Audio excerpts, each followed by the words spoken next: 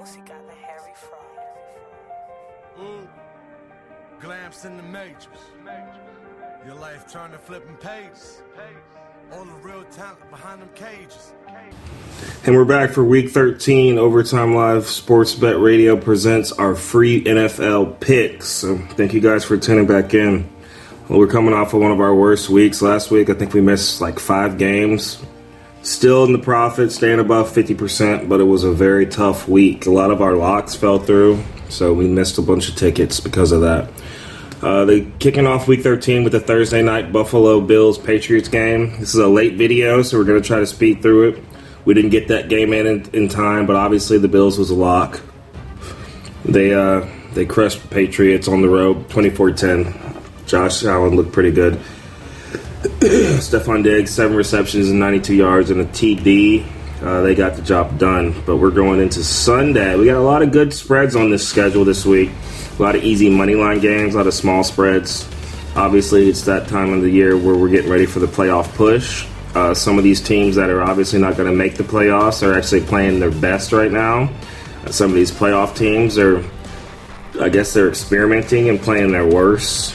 And some of these teams are playing the best they can and just can't get it done. But make sure you guys hit that like and subscribe button. Follow the Overtime Live Sports Bet Radio group on Facebook. You can post your tips and tickets there. And thank you to our sponsors at TeamSpadesPoker.com, where you can book your poker party today. So let's get into it. The first game on the schedule, 4-7 Steelers going to the Falcons. The line opened up at even. Over-under at 42.5. Atlanta's 4-2 away. Pittsburgh's been playing pretty good lately, getting a couple of surprise wins. Atlanta's 171 passing yards per game is not very good, although Pittsburgh's passing defense is pretty bad. So Atlanta might be able to do something with that. Both teams have actually won 2 out of their last 5 games, so neither one of them is a great team. Mike Tomlin still looks like he's trying to get the W's, though. So we're going to run with the Pittsburgh Steelers in this game. Money line them with the even spread. Obviously, quarterback position is struggling, but I think Najee Harris and the wide receivers, the defense, and the coaching plays a part of them getting this win. Obviously, the Falcons are terrible and lose all the time, but we're running with Steelers in that game. After that, we have the Green Bay Packers going to the Bears. Packers are 4-8, 1-5 on the road. They're giving up almost 5 points in this game. Bakhtiari, Doubs is out. Chicago's down a couple cornerbacks, but Chicago's 192 rushing yards per game. It's pretty impressive. 152 passing yards per game, not so much. You want to get up over 200 passing yards per game. Should be closer to 3. Green Bay passing defense is allowing under 200 passing yards, so they're actually playing pretty well. But Green Bay's only won 1 out of their last 5 games, although Chicago is on a 5-game losing streak. So they're looking to crack that streak, but probably not today. I think Green Bay has a lot more to prove. Whether they make the playoffs or not, they still have a small chance. They are 1-5 on the road, so it's a tough pick. But we're going to take the Green Bay Packers in this one and try to money line them. The spread's almost 5 if you can buy some points and get that spread down a little bit smaller, but we're going to take Green Bay. After that, we have the Jacksonville Jaguars going to the Detroit Lions. Both teams 4-7. Jacksonville only 1-4 away. We started off picking them, and then we flipped it to Detroit. So we're going to be taking Detroit money line at home. Etienne and Henderson Jr., Zay Jones are all questionable. Jacksonville 1-4 away is not a good statistic to have. They're already not a very good team. Plus, they play bad on the road, so Detroit's allowing 426 yards per game between passing and rushing, 28 points per game, and that's horrible.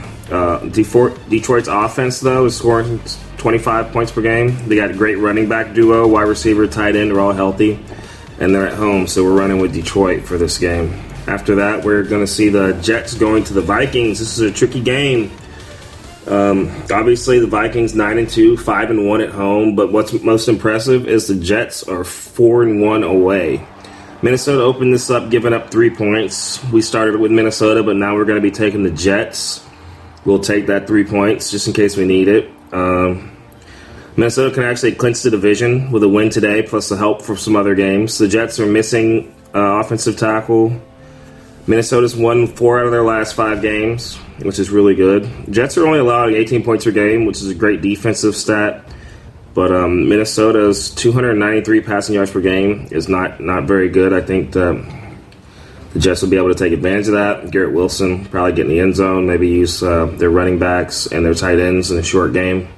So we're going with the Jets in this one, money line that. After that, we have the New York Giants. The Giants are at home, 7-4, with 7-5 Commanders coming to town. Commanders are 4-2 away. Giants are 4-2 at home. Though they opened it up with the Commanders being favorites on the road, which is believable. But we're going to be taking the Giants money line. Washington's on a 3-game winning streak. I see that coming to an end. Saquon approaching 1,000 yards on the season. I think that he has a big game against this Washington defense at home, and a big time must-win divisional game.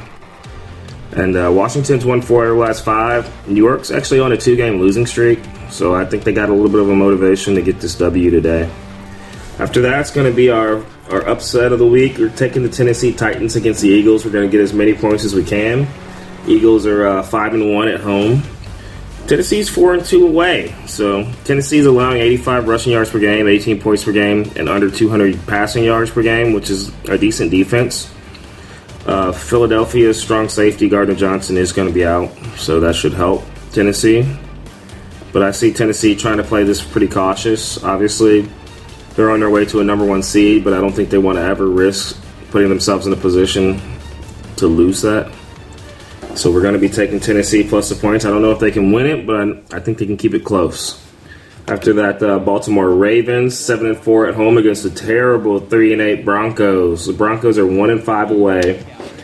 Baltimore's coming in giving up 9.5. Last time Baltimore was giving up double-digit points to the Panthers, they only put up 13, and we didn't get to cover. So this is a very scary game. I'm actually going to take the Ravens and give up the 10 points because the Broncos just seem so bad when I do bet on them, when I do watch them.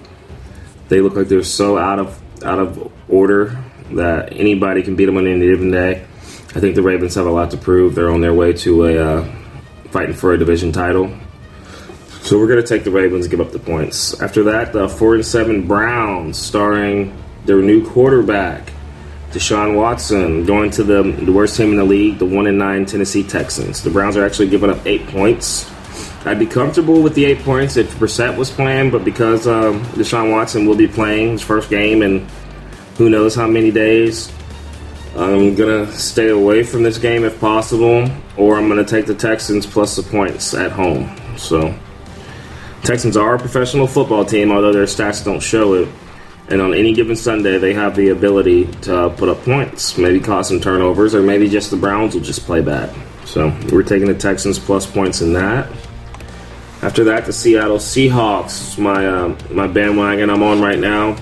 Going to face the Rams. Matt Stafford's been added to the injured reserve. Rams are 3-8, 2-4 at home. So Seahawks are pretty good on the road, 3-3.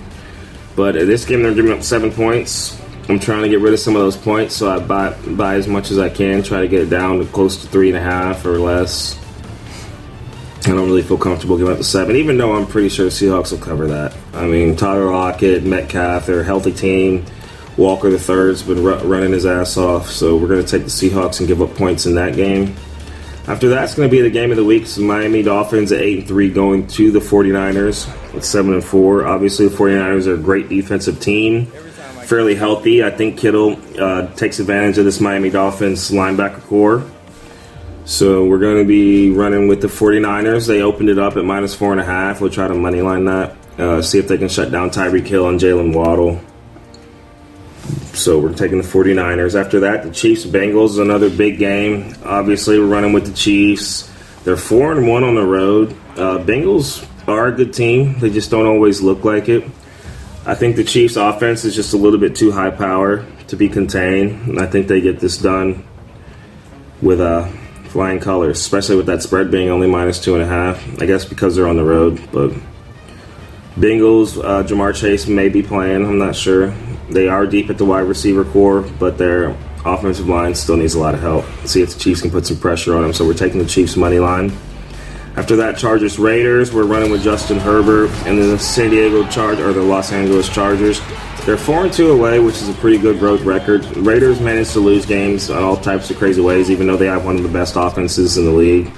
They're coming into this game as favorites. We're taking the Chargers as dogs and getting as many points as we can. After that, Colts-Cowboys. Cowboys giving up the 10.5 just seems like too much. Ever since Dak's been back, they look like they've been struggling finding chemistry.